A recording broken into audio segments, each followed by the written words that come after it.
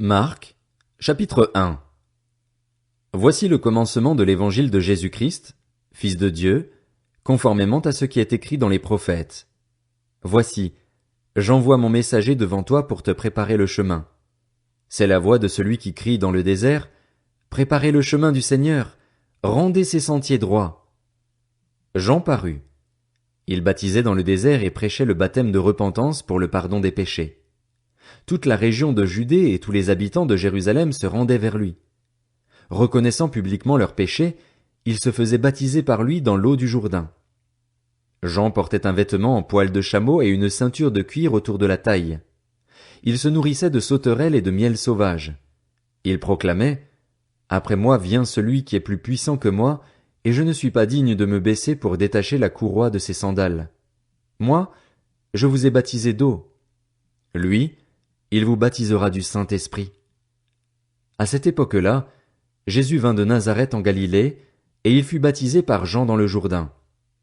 Au moment où il sortait de l'eau, il vit le ciel s'ouvrir et l'Esprit descendre sur lui comme une colombe, et une voix se fit entendre du ciel.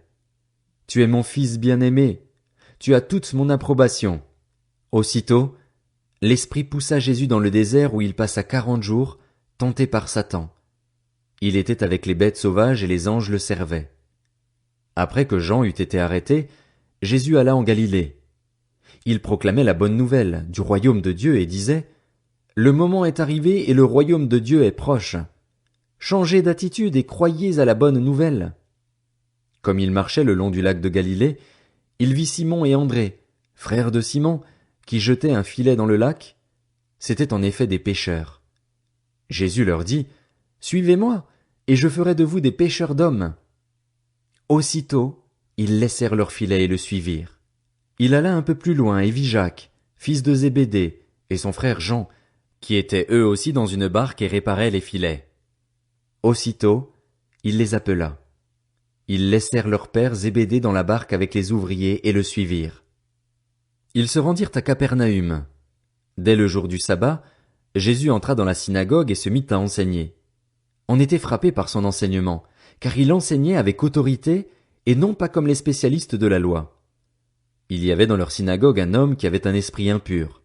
Il s'écria « Ah! Que nous veux-tu, Jésus de Nazareth? Es-tu venu pour nous perdre? Je sais qui tu es, le Saint de Dieu. » Jésus le menaça en disant « Tais-toi et sors de cet homme. » L'esprit impur sortit de cet homme en le secouant violemment et en poussant un grand cri. Tous furent si effrayés qu'ils se demandaient les uns aux autres « Qu'est-ce que ceci? Quel est ce nouvel enseignement?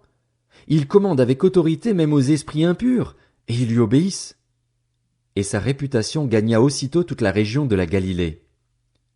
En sortant de la synagogue, ils se rendirent avec Jacques et Jean à la maison de Simon et d'André. La belle-mère de Simon était couchée avec de la fièvre. Aussitôt on parla d'elle à Jésus. Il s'approcha, la fit lever en lui prenant la main, et à l'instant la fièvre la quitta. Puis elle se mit à les servir.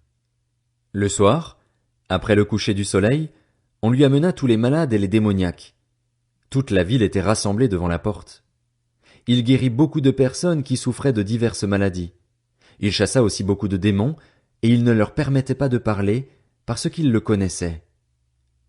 Vers le matin, alors qu'il faisait encore très sombre, il se leva et sortit pour aller dans un endroit désert où il pria. Simon et ceux qui étaient avec lui se mirent à sa recherche.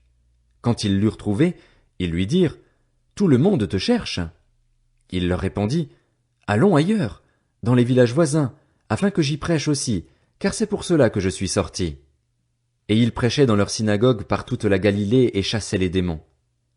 Un lépreux vint à lui et, se jetant à genoux, lui dit en suppliant « Si tu le veux, tu peux me rendre pur. » Rempli de compassion, Jésus tendit la main, le toucha et dit « Je le veux, sois pur. » Aussitôt la lèpre le quitta et il fut purifié. Jésus le renvoya sur-le-champ avec de sévères recommandations.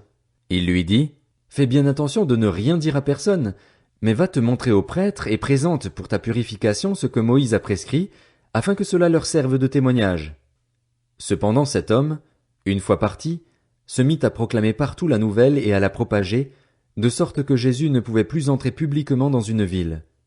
Il se tenait dehors, dans des lieux déserts, et l'on venait à lui de partout.